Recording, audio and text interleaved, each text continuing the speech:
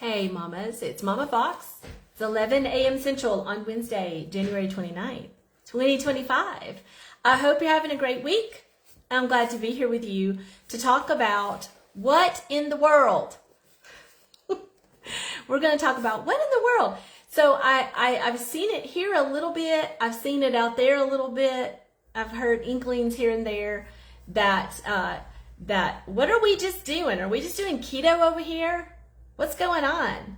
No, whatever. In fact, in order to talk to you today about this, I had to go look up keto. I don't know. I don't know that much about keto because that's not what I'm trying to do. That's not what I'm telling you to do. So we're going to talk about that a little bit, as well as just generally low carb, as well as those of you, and I get it, I have this book for a reason, The Adrenal Reset Diet. And I've had other books on adrenal. I know it's not adrenal fatigue anymore. That's not what they call it, but whatever. I've had several books on adrenal issues, high cortisol issues, all the things, because who ain't dealt with that? And I have my pen in here because I want to share some things with you about carbs and all the things. And so we're kind of talking about carbs basically, but specifically, I'm not here to try to teach you all the things about carbs today. I am here to kind of answer that question I see with ladies coming in. Hey, Dawn, with are we just doing keto? Are we just doing low carb?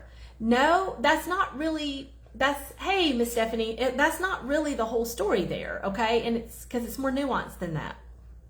And I know we want just a straight, simple, tell me what to do and be done with an answer, and that's not what you're going to get. I'm so sorry, because we're too complex. And if anything, the number one thing, this is my number one thing I wrote on my notepad here. The number one thing we must come to recognize is that there is not one answer, there is not one way, there is not one number that's going to work for everyone for all time. There isn't, okay? There just is not. And pretending like there is ain't gonna help none of us, okay? So I'm not, as a health coach and as a mama on the journey, I'm not gonna pretend that every single person here needs to eat the exact same meal macro composition and do the exact same stuff. That it's not true and it's not helpful. And as much as it sounds like it would be, hey Valerie, as much as it sounds like it would be an easy answer for me to just be like, okay, do this, it's not going to help you. It's not going to help me. We're all going to have to dig in a little bit and figure out, well, what do I need right now? And you know, you do have to think about what do you need right now, okay?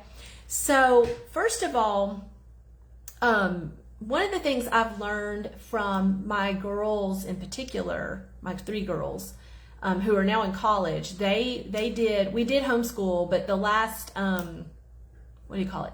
4, 5, 6. The last 6 years of their homeschooling, they did a classical approach. And one of the first things they learned is when you're having a discussion, make sure you define your terms. Make sure everybody that's in the discussion, either as a participant or a listener, is talking about the same thing. And that's kind of part of the problem. Hey, Ann, that's kind of part of the problem is, I mean, who wants to go around and having a formal discussion like you would in a classical setting? That's not how conversation works. But at the same time, when one person says, are we just doing keto? And someone else says, no. And somebody else says, seems like it to me. Well, part of that is because maybe we all have different definitions of keto, or maybe we all have slightly different definitions of low carb, and that can be the problem. Okay, so that's one problem. The other problem is that I've been talking for a long time now that I'm all about tools over rules. And you may need a certain tool right now today for the next month to work on something in your health journey, and then in a couple of months you might not need that same tool or use it in the same way. You might need a different tool. That doesn't mean the first tool wasn't helpful. It just means now you've made progress and now you're ready for a new tool. That's perfectly fine. That's perfectly great. And so that's something we need to think about too. So with that, I'm going to start with what is keto. Generally, what the formal textbook definition of keto is keto is extremely low carb, like no more than like 20-ish net carbs a day. That's carbs minus the fiber. Technically, it's no more than like 20-ish grams of carbs for the entire day. And yes, it has protein, but it's not particularly focused on protein. It's extremely high fat, okay? Now, that's not what I'm talking about. Y'all know we're talking about protein, but veggies too, and all the things, and we're talking, a little bit about fiber. I don't want to overemphasize that, but we do need to make sure we're getting that in and things like that. But where does keto have a place? Yeah, I think it does have a place. It has been used in even clinical type settings to help people, or especially kids with epilepsy and other types of things like that. It can also be used in extreme cases of extreme obesity and extreme type 2 diabetes, where you're really trying to make a big impact. Dr. Fung, I love Dr. Fung. He's great. He's more of a keto proponent. And that's where he and Dr. Bickman vary slightly, because Dr. Bickman, that I tend to follow, that's who I'm getting my certification with, and he's the author of Why We Get Sick. He sees a place for keto, and he definitely has seen the data and the stats on how helpful that is in many, many ways, but he is not necessarily a keto proponent. That's not his main thing. He's very much about, we need to get plenty of protein. And like I've told y'all before, his favorite food is sourdough bread, okay? So he's definitely not, he doesn't think everybody needs to do keto necessarily, but he does think it has its place. And I think it does. I think it can, for sure. Now, with that, if we're just generally talking about, is this just a low carb approach? Is this low carb? Well, what does that even mean? Generally, low carb really just means that your carbs that you are enjoying are coming from that wide range of carbs that aren't starchy or overly sugary. And by sugary, I mean like pineapple, okay? I don't mean candy bar. But carbs is a huge category. And actually, a low carb approach can have even up to 100 grams of net carbs. I wouldn't even consider that all that low necessarily, but it's the type of food that you're eating. That's what makes it low carb. It's not that the number of carbs are necessarily low. I wouldn't say 100 grams of net carbs is necessarily low. It's certainly nowhere near keto level, but it's the type of carbs that you're selecting. You're selecting from that huge array of lower glycemic impact type carbs, and you're limiting out, if you either not having or greatly limiting, the starchy type of carbs, the grains, and the sugary types of carbs, okay? That's what it means. Now, some people would advocate for a low carb, that what I just described, approach across the board for life. And there's, like I said at the beginning, there's going to be some people that are going to thrive with that and need that for life. And so I don't want to sit here and say, oh, that's terrible. Because that didn't work for me, it's bad. Well, not necessarily. It may work really great for lots of people. And because we're all a little different, we just are. And what we bring to the table is different, and our activity levels are different, and our stress levels are different, and our if we have autoimmunes, they're different. I mean, we just have so many differences. So there is lots and lots and lots of data and evidence to show that that is a great approach. Great approach. But you may sit here and go, but I really want to enjoy a sweet potato sometimes. I really want to have some brown rice sometimes. Okay, no problem. I support you in that totally, and I'm with you on that. And that is why when somebody comes in here and says, are you just doing keto or low carb? I'm like, no, not at all. Not at all. But what I am doing, this is kind of what Dr. Bickman calls it too, I believe, is a carb careful approach, a carb mindful approach. It doesn't mean we're not having them. It doesn't mean that we don't love them. It doesn't mean that we don't want to enjoy them. But it does mean we have to recognize that too much carbs, yes, even the healthy ones. Raise your hand if you've been there, done that. Yes, even the healthy carbs, if eaten too much, too often, can cause insulin resistance. It just does. I can't help it. I wished it wasn't. I wish tortilla chips was like equal to blueberries. They're not. Darn. And those aren't even healthy carbs. But, and I'm not here to vilify. I'm not here to like vilify at all the healthy carbs like a golden potato or, brown rice or quinoa or whatever. I'm not. I like those things too. But we do have to recognize that when you're having those starchier or those sugary, pineapple, mango, all those things, when you're having those carbs, they're going to spike your blood glucose. It's going to cause an elevation. It's going to cause more insulin release. And the beautiful thing is that many different experts, Dr. Fung, Dr. Bittman, Dr. Pales, lots of people, but have talked about these things for a long time. But like the glucose goddess has put them into a nice package of all those little, I think she calls them hacks, I forget, but all those little things, those little tools and tricks that you can do to mitigate if you're going to have those kinds of foods, right? And those are very important, very helpful if you're going to have those kinds of foods.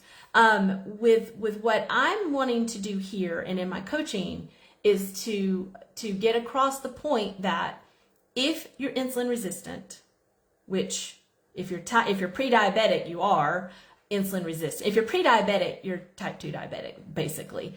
We just don't want to call it that, but that's really what it is. But if you're insulin resistant, or if you're not sure about that, but you're weight loss resistant and you have weight to lose and you know it, if you're those things, then what we have to do for a time is pull those kinds of starchy, sugary carbs back. And I say pull back, and that's going to look different for each person. I don't say eliminate, never eat. I don't say that at all. But I will say if you're going to have them as a part of your, we'll say, I don't want to say daily, but maybe weekly regimen, use those tips and tricks that the Glucose Goddess has freely put out there. You can just go to her website. If you don't have the book or her books, you can go to the Glucose Goddess website, and she just lists the 10 hacks for free. She doesn't withhold that information at all. And they're really simple, okay? And you don't even have to do all of them. You can just do a few key ones if you want to help manage that blood sugar increase from eating those kinds of carbs. And I'm talking about the healthy ones. Of course, if you choose to eat chocolate cake from Connor's Steakhouse on your birthday because it was half off, if you choose to eat some chocolate cake and ice cream on your birthday, that's not the healthy kind of carbs. And of course, you're definitely going to want to do some glucose managing tips on that and things like that too. But just keep in mind that with what we're doing here, what I'm teaching, like my membership mamas, and I'm teaching the Foxy Foundation mamas, what we're working towards is we're pulling back for a season of healing. Because if we're insulin resistant, or we suspect it, or we're stubborn weight to lose and we're not sure if we're insulin resistant or not, but we probably are, we've got to pull back those carbs so that we're not overtaxing our insulin constantly with the carbs every single meal, every time we turn around, and then eat an apple before you go work out because somebody said to do that. Got to stop that, okay? And then also what we're doing is we're tightening up our eating. We're not skipping meals, okay? We're not skipping meals. We're not starving ourselves. Oh my gosh, no. We're not starving ourselves. We're not denying food, but we're nourishing ourselves. We're making nourishing meals that honor our hormones. And some ladies have found that after building these nourishing meals that honor our hormones, that aren't spiking our glucose and constantly calling on insulin, what they have found is after a while, they definitely don't need snacks. They're not a toddler or a nursing mama, and they don't need snacks anymore. And they realize that. And sometimes they realize, I don't always need 3 meals a day. Sometimes I do, and usually I do, but sometimes I just need 2 meals a day. That's okay, because we're learning to honor all of our hormones and we're helping things fall into place. Now, that brings me to what I want to talk about here, because we're all different. Because I see some of y'all, I think I recommend this book. It's pretty good. It's just different because if you know that you're dealing with adrenal issues, high cortisol, and when women who are, because it's usually women who are dealing with those things, everything's kind of flipped, unfortunately. And it needs to be flipped back, but unfortunately everything's kind of flipped. Your circadian rhythm is all wonky. Your different hormone secretions are kind of wonky, and everything's just kind of turned upside down on its head. And it's unfortunate. But the good news is you can totally heal from that. I bear witness to that. You can move past that and heal from it. You can indeed. It does take time, and it takes diligence, okay? And that I'm not going to go into a lot of that here because I'm not a doctor. And I'm not an expert on adrenal issues, although I'm a mama who has walked out of it and all that. But I do want to say that he talks a good bit about carbs in this book, because a lot of times what we hear is, oh, you need carbs or you'll wreck your adrenals. Oh, you need carbs or you'll tax and overstress your body. If you have adrenal issues, you've got to have more carbs. I mean, that's all relative, and it kind of depends. Oh, is it backwards, Karen? Lord have mercy. This is called the Adrenal Reset Diet by Dr. Alan Christensen. Yeah. But, I mean, kind of, sort of. That's half of it. What really is the bigger picture of it, and I talked about this in the fasting video I did back in the fall. I did several, but the one where I talked about like who shouldn't fast, because it's not a good idea for everybody in every season. It's not. For some, it's great. But I talked about how to fail at fasting and some really great ways to do it wrong. And if you're someone who and a lot of times you're like, I don't know if I have adrenal issues or not. Well, let's put it this way. Even at the minimum, if you are going through a high stress, high cortisol time of your life, okay? And if you are or not, because things are like, out of your control, like with aging parents or crazy kids or teens or young adults that making some stupid, dumb decisions, that kind of stuff.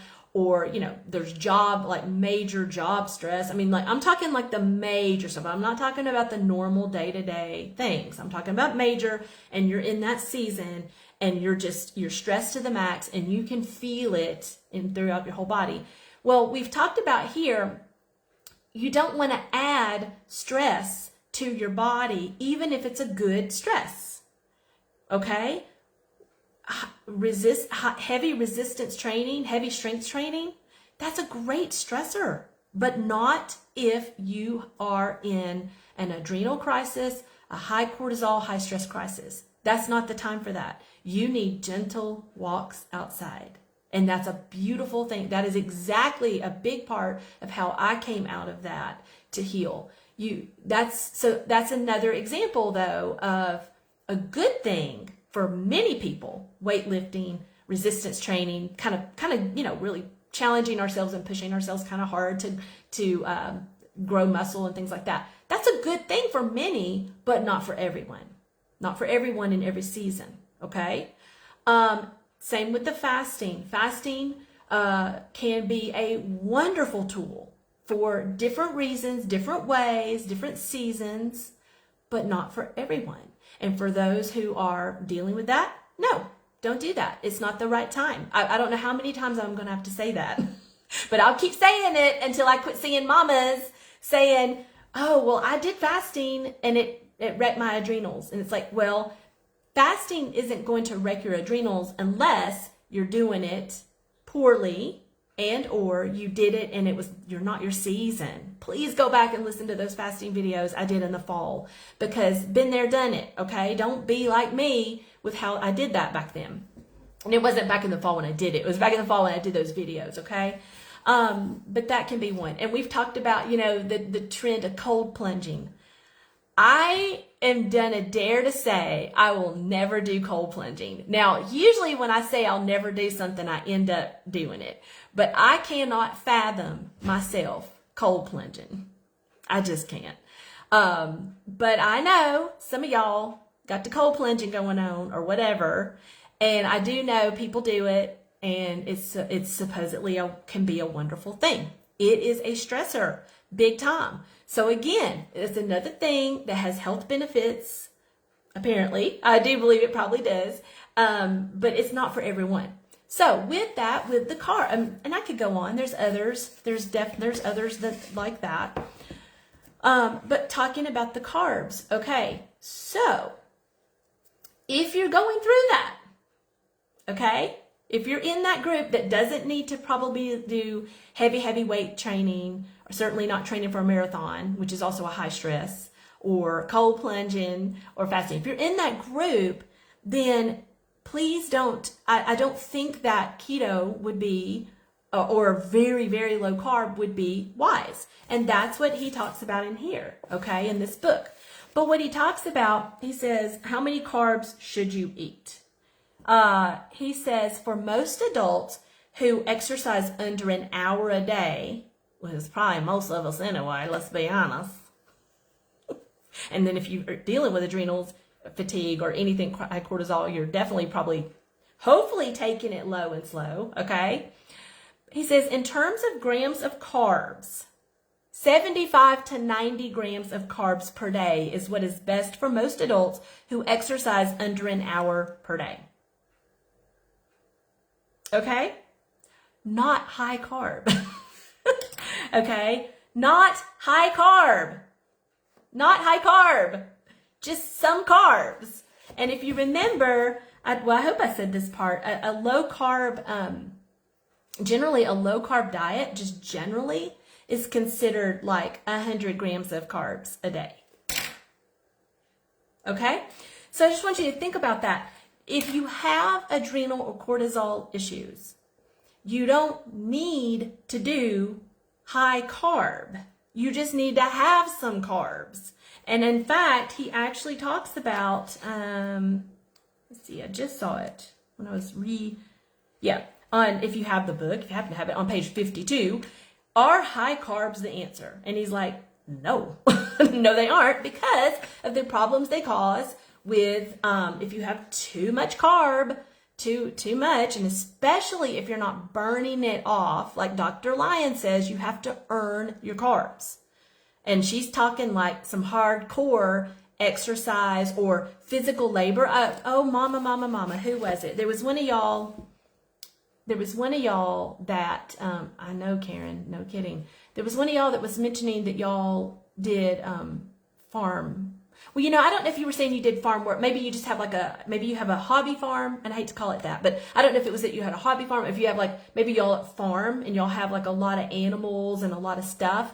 Well, yeah, I mean, if you're out there, and I'm just teasing when I say Ma Ingalls, but if you're out there doing the Ma Ingalls thing, okay, and you're out there and you are doing a lot of physical labor, either because it's your job or because you enjoy it, or it's part of your home, maybe you're a homesteader. I mean, who knows? Or like maybe you're like, if you're delivering UPS and doing all the boxes, yes, you're burning those carbs. You are earning them for sure. You definitely want to be mindful, and you can handle some more carbs because you're physical all day.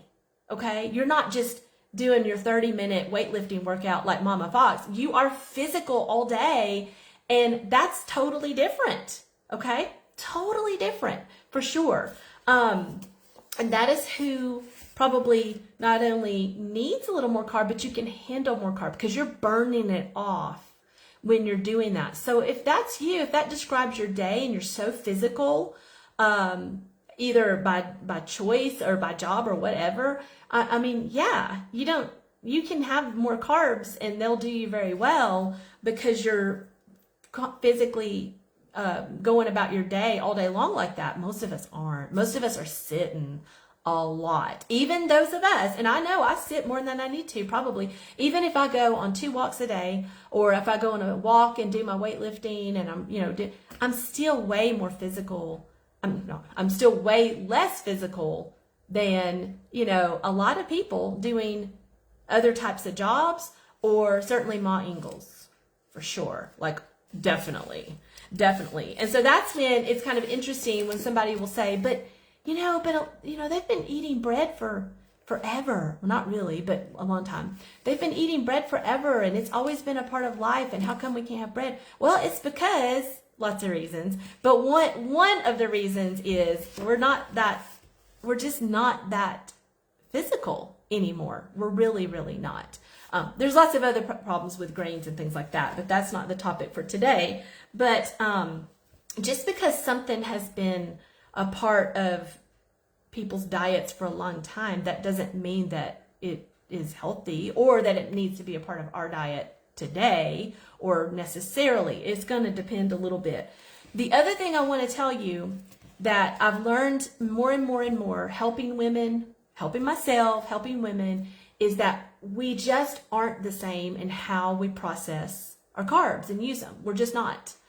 Even if we're doing the same like exercise regimen or whatever, there is a genetic component to it. And I've shared this with y'all many times before. I'll share it one more time for anybody new. A really great example of this is my oldest daughter and one of her roommates. Okay, they're the same age, and my daughter is. We're not even built the same, but I mean, she comes from me, of course, but we're not built the same. She's a little more boxy, stocky, kind of. And so like she's been weightlifting for 2 or 3 years now, I guess 3 years now. And she is able to put on more muscle than I am. I'm a little stringy in the arms, but of course not in the middle, but in the arms, I'm a little stringy. But she's not that way, but she's a little more bulky-ish, kind of. That sounds terrible, but anyway, she is. And then her roommate is this, and my daughter is 5'4". That daughter is 5'4", so she's not particularly tall, but she's not short. Well, her roommate is 5'1", so shorter, and this little thing. She's this little slight thing, and she, even if she went to the gym, she would never have the muscles that my daughter has. They have different builds, completely different builds, okay? But she is on the track team, and she is fast as anything. I do believe she is the fastest on the team.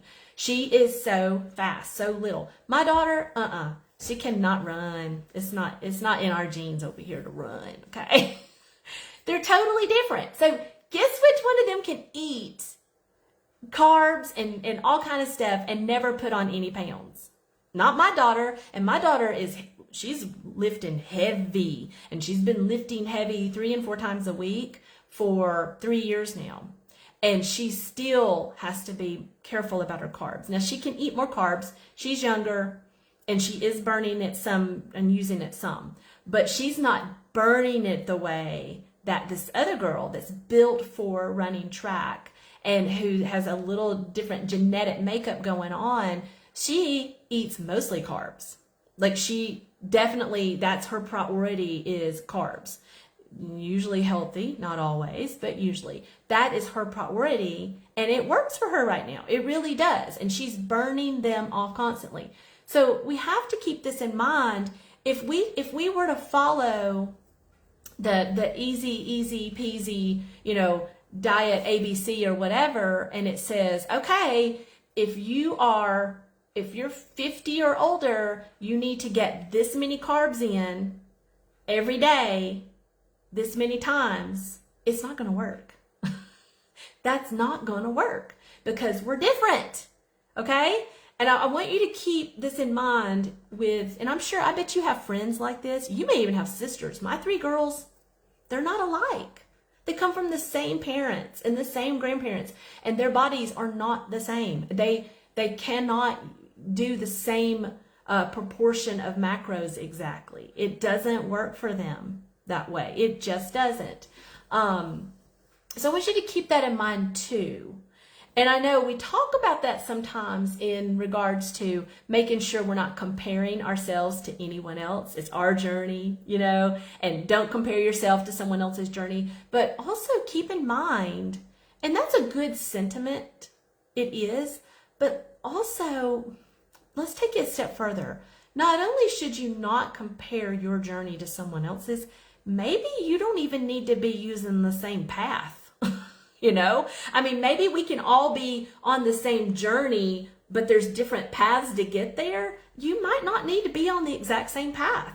And so if you've got a friend or a sister or even one of your mama friends here, and they're like, well, I have to have more carbs than that. I have to have this carbs here and there. Well, maybe so. Maybe they do. Maybe they do. Maybe you don't. Maybe you don't need that right now. And that is okay, because we're all striving to be healthy and we want to slim up, probably most of us, or at least maintain that. I think we can all agree, even though we may not all understand it, I think we all agree we don't want to be insulin resistant, okay? Even if you don't fully understand all of that, nobody wants to be a type 2 diabetic, right? And if you are, we can reverse that. You can reverse it. You don't have to stay a type 2 diabetic. But I think we can all agree on that, but how we get there is going to look a little different. And some of it's season, some of it's age, some of it's health problems that you may be bringing into that. And some of it's genetics. And that's the part we can't do a darn tootin' thing about. We can't change our genetics, but we can work with them. We're going to work, instead of working against our hormones, instead of working against our genetics, we're going to work with them. And that is where this carb careful approach is so important, because we all have to kind of figure out and tune into, what do I need right now with carbs? What's going to serve me the best now? And then know that as you heal and improve, that may look different, and that's okay. Now, it doesn't mean that you'll necessarily go back to eating as many carbs as you did in 2024. I know I won't. Well, I had kind of tightened it up in I had tightened it up in 2024. I'll say 2023. I probably am not going back to the carb mama in 2023 for me, okay?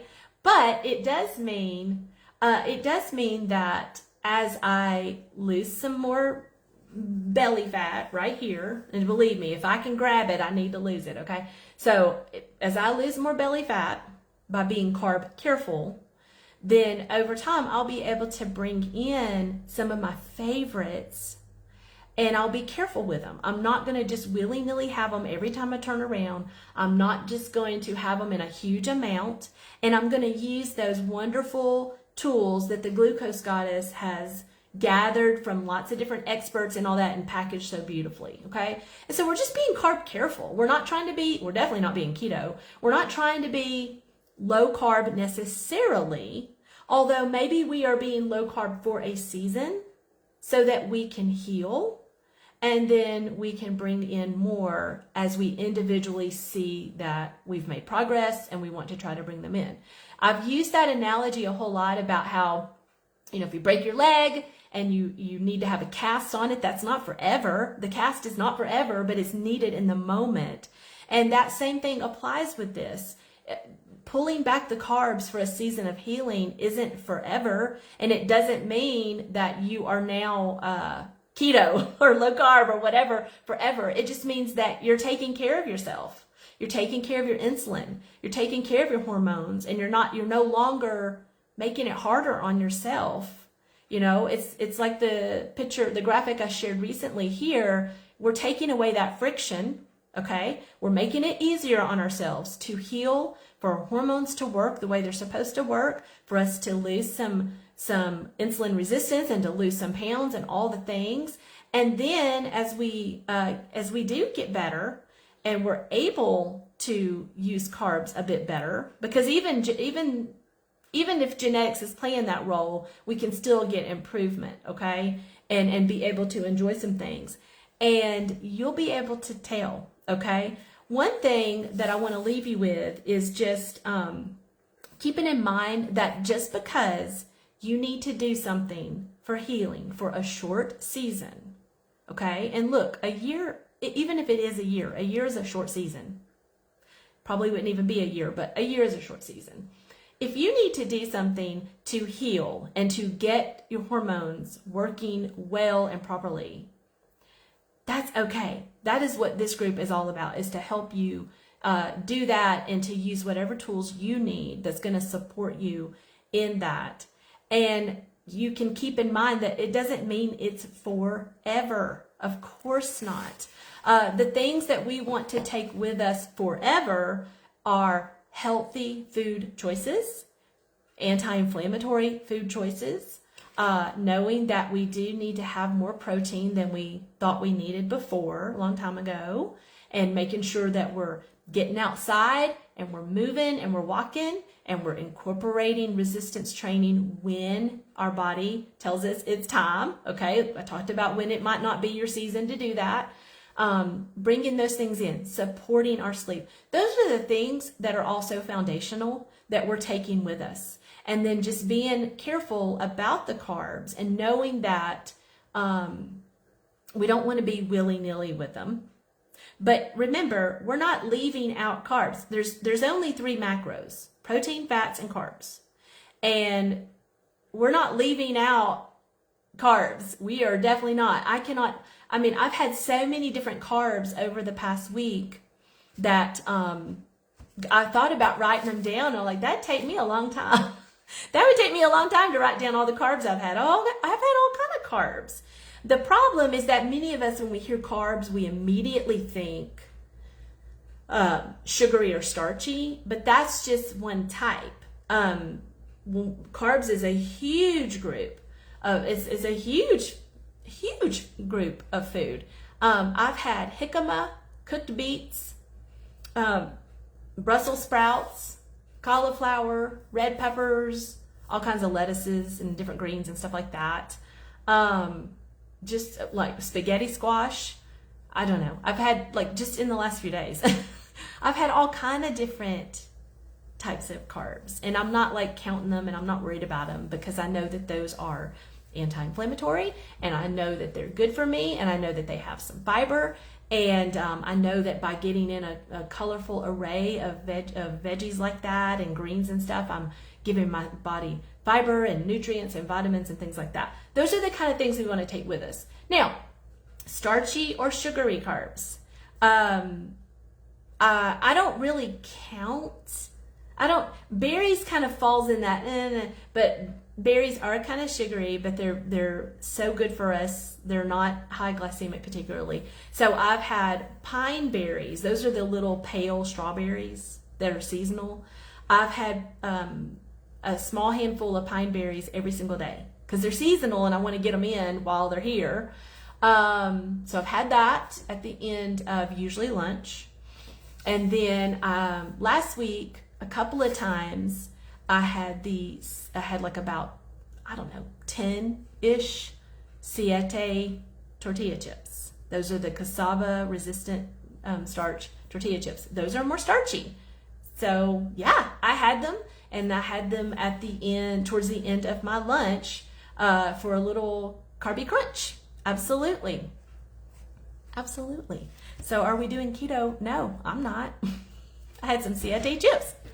I'm definitely not. So just keeping that in mind. And then I will say, you'll know if you have a healthy carb and you do it, you do all the things in all the right ways, and you have a healthy carb in your meal, and you grapple with cravings the rest of the day, or you grapple with food noise the rest of the day, or if you find yourself wanting to snack or eat a little more frequently, and certainly if your weight goes up a bit, but even those other things, that is kind of a clue that did not work well for you, at least at this time, or at the time of day you had it, or in the way you had it, or in the amount. That's your body telling you that didn't set you up well for some reason. And you need to kind of maybe play around with that and maybe try it again, but in a different way, or a different amount, or a different time of day, or with other foods, and see. And if that food does not work well for you, and brown rice would be one for me. I've said this for years. Brown rice, wow, that can initiate some cravings for me. Big time. It just makes me want to eat more starch. It just does. It does not do me well. And I think, exactly, Tracy, even the time of the month. That's right. I think that I think brown rice is so yummy. I love it. I love it. It's so yummy. But it's one of those foods that I just had to say, for me, it doesn't work. Even if I didn't feel like it put 5 pounds on me every time I ate it, it doesn't set me up. It creates more friction for me. It makes me crave more starch of some sort. It makes me want to eat, like, I don't want to eat half a cup of brown rice. I want to eat like 2 cups of brown rice. Isn't that terrible? And that would not be good. But that's just one of those. And you may have that for you. And someone else may be like, oh, well, I eat brown rice, like right before I go to the gym, or I go lift weights and then I have a half a cup of brown rice because so-and-so said it replaces my whatever in my muscles and blah, blah, blah. Well, big deal. If it makes you have food noise and it makes you have cravings, and it makes you feel a little out of control, then it's not a good food for you, whatever that may be. And it may not be brown rice for you, but just whatever it may be, see how it sets you up. Your food, your meals should be setting you up for success for all day long. Your meals and your foods and all that shouldn't be setting you up to have constant food noise and cravings and urges and having to do all this willpower and all these systems and all this stuff. Shouldn't have to do that. Okay? Now, I will tell you, as you work and build those meals like that, and you honor your hormones and you make things easier on yourself to make good choices, then you're healing. And over time, you may be able to have some of those carbs that maybe cause you issues like that. You might be able to have those later on and it not have that same effect because you will be healing, okay? So that's why we say carb careful. It's not just one answer forever there. It isn't. And that's good news because the point is we're engaging in healing here. And also keep it in mind, we're all different and we've got to find.